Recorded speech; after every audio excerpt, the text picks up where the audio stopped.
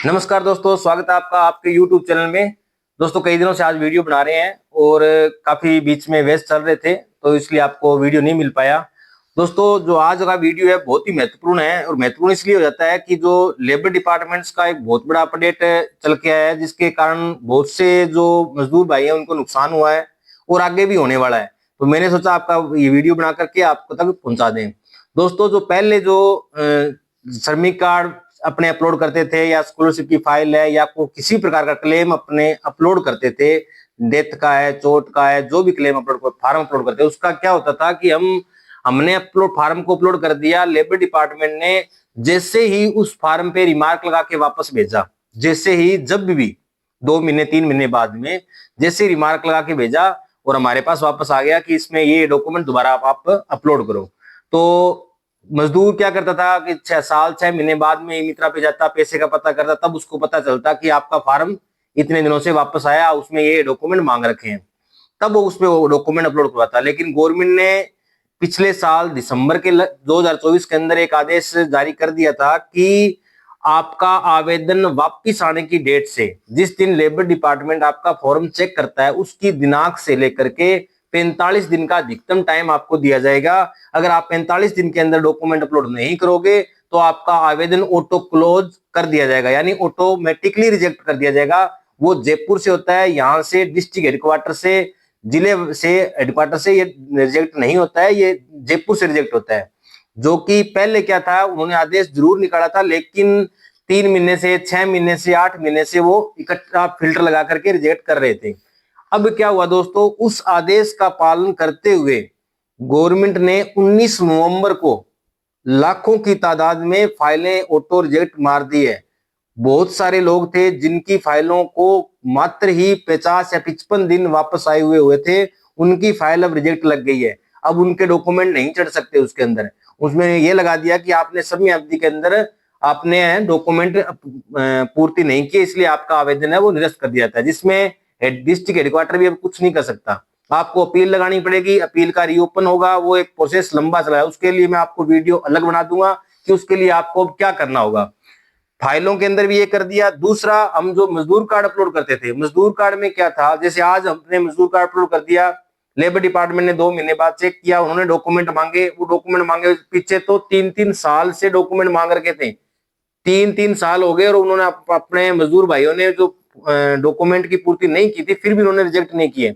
लेकिन अब क्या कर दिया, जिस उन्होंने फिल्टर को फिक्स कर दिया, आपके आवेदन को 45 दिन हुए वापिस आए हुए को। ऐसे नहीं है कि आपने आज आवेदन किया उसके 45 दिन, ऐसे नहीं है। जिस दिन लेबर डिपार्टमेंट फार्म को चेक करता है और फार्म को वापस भेजता है, उस दिन से आपके आवेदन को, जिस आवेदन को 45 दिन हो रहे हैं वो ऑटोमेटिकली निरस्त हो रहे हैं। तो आपको जागरूक रहना पड़ेगा। आपको समय, जब भी आप ई मित्र पे जाओ फार्म अपलोड करवाओ तो उसके टच में आपको रहना पड़ेगा। आप उससे बार बार अवगत पता करो कि मेरा फार्म किस पोजीशन में है, किस स्थिति में चला गया। अगर आप, ये नहीं है कि आपके पास मैसेज नहीं आता है, मैसेज आता है, लेकिन मजदूर भाइयों का कहने का मतलब ये है कि हमें इसकी बात सूचना नहीं मिली, हमें इसका पता नहीं चला, हमने मैसेज को ध्यान नहीं दिया। और सही बात भी है कि मजदूर जो होता है ना, वो कभी भी मैसेज की तरफ ध्यान नहीं देता है। मैसेज आता है, मैसेज बॉक्स में आता है, व्हाट्सएप पे हम इसमें देखते हैं, मैसेज बॉक्स में मैसेज आता है कि आपका आवेदन वापस भेजा गया है, लेकिन हम उसकी तरफ ध्यान नहीं देते हैं। तो अब आपको जागरूक होना पड़ेगा। अगर आपने अपने बच्चों का स्कॉलरशिप का फार्म या किसी क्लेम का फार्म या टूल किट का फार्म जो भी आपने आवेदन कर रखा है, उसका 45 डेज यानी 45 दिन, 1.5 महीने के अंदर आपने अगर वो चेक नहीं करवाया तो आपका आवेदन निरस्त हो जाएगा। इस बात का विशेष ध्यान रखें। यही हो गया मजदूर कार्ड के अंदर। मजदूर कार्ड का वापस फार्म आता है, ऑटो रिजेक्ट हो रहा है।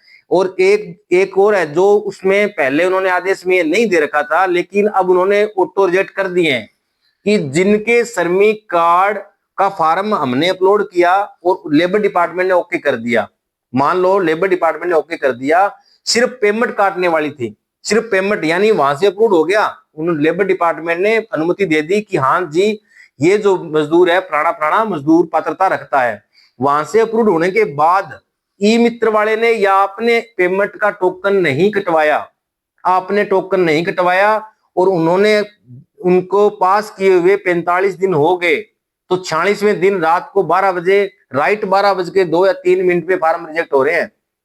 जिसका टोकन नहीं कटा है वो भी फार्म रिजेक्ट हो रहे हैं। हालांकि वो फार्म रिजेक्ट नहीं होने चाहिए, सरकार को इस तरफ ध्यान देना चाहिए कि वो फार्म रिजेक्ट नहीं होने चाहिए। मजदूर जो होता है वो इस बड़ी मुश्किल से फार्म को डॉक्यूमेंटों की पूर्ति करके ई मित्र पे जाता है, फार्म अपलोड करवाता है, 2-3 बार उसका रिमार्क लग के आता है, फिर वो डॉक्यूमेंट की फिर पूर्ति करता है, फिर वो हेडक्वार्टर में जाता है, ऐसे माथापच्ची करके फिर वो थक हार जाता है। लेकिन लास्ट में जाकर के वो टोकन की बात जो है वो दिमाग से उसके निकल जाती है, या अपने स्किप हो जाती है, या अपने लापरवाही कर देते हैं, जो भी कारण रहे। लेकिन अगर अपने वहां से टोकन नहीं काटा, अपने ई मित्र जो होते हैं ना वो ये मान लेते हैं, ई मित्र भाइयों के लिए भी सूचना है कि अब हम ये मान लेते हैं कि अब तो अप्रूव हो गया, अब इसका टोकन अपने मार्च के लास्ट में जब जब कस्टमर आएगा तब काट देंगे। ऐसा नहीं है, अगर उसको 45 दिन हो गए तो आपका श्रमिक कार्ड रिजेक्ट हो जाएगा। और रिन्यूअल पे अभी भी फिल्टर नहीं लगाया, लेकिन रिन्यूअल पर भी ये होने वाला है। अगर पंजीयन पे हो रहा है तो रिन्यूअल पर क्यों नहीं होगा? सरकार को इसका बेनिफिट है, 50 रुपए का टोकन लगेगा बार बार आप फॉर्म अपलोड करोगे तो सरकार को। लेकिन श्रमिक कार्ड अगर एक बार रिजेक्ट हो गया दोबारा आप अपलोड नहीं कर सकते, इस बात का ध्यान रखना। एक श्रमिक कार्ड अगर एक बार रिजेक्ट हो गया दोबारा उस श्रमिक कार्ड को आप अपलोड नहीं कर सकते। उसी श्रमिक कार्ड के लिए आपको लेबर डिपार्टमेंट डिस्ट्रिक्ट हेडक्वार्टर पर जाकर के आपको अपील लगानी पड़ेगी, जिसका आपको बहुत ज्यादा चक्कर लगाने पड़ेंगे और आपके लिए सिरदर्दी पैदा हो जाएगी। वो आप जब भी मजदूर कार्ड बनवाने जाते हो तो उसके टच में रहें, रेगुलर उसी मित्र वाले के जहां से फार्म भरवाते हो उसको टच में रहें। फार्म जो भी डॉक्यूमेंट मांग रहे हो तुरंत उसको डॉक्यूमेंट दें। अगर वापस फार्म में रिमार्क लग गया है तो उसको डॉक्यूमेंट दोबारा दें। अगर आपको बुलाया गया है हेडक्वार्टर पे तो आप वहां पेश होकर के उसको अप्रूव करवाइए। अगर अप्रूव कर दिया उन्होंने तो ई मित्र पे आके आप टोकन कटवाइए। टोकन काटने का कार्य जो है ई मित्र से ही होगा, वहां ई मित्र से टोकन कटवाइए और अपना प्रिंट निकलवाइए। रिन्यूअल के अंदर भी जो आपका श्रमिक कार्ड बना हुआ है जिसकी फीस एक्सपायर हो गई है उसके अंदर भी अभी तक फिल्टर नहीं लगाया, हालांकि उसका रिन्यूअल का बचा हुआ है, फिल्टर नहीं लगाया। लेकिन जब पंजीयन में लगा दिए तो रिन्यूअल में भी ये फिल्टर लगेगा, अवश्य लगेगा। तो आप ध्यान दें, विशेष जो बात है यही है कि आप स्कॉलरशिप का विशेष ध्यान दें। लाखों की संख्या के अंदर फाइलें रिजेक्ट हो रही है प्रतिदिन। 19 नवंबर को तो फाइलें उन्होंने पहला फिल्टर जो है 19 नवंबर को लगाया है, लाखों की संख्या में फाइलें रिजेक्ट हो गई।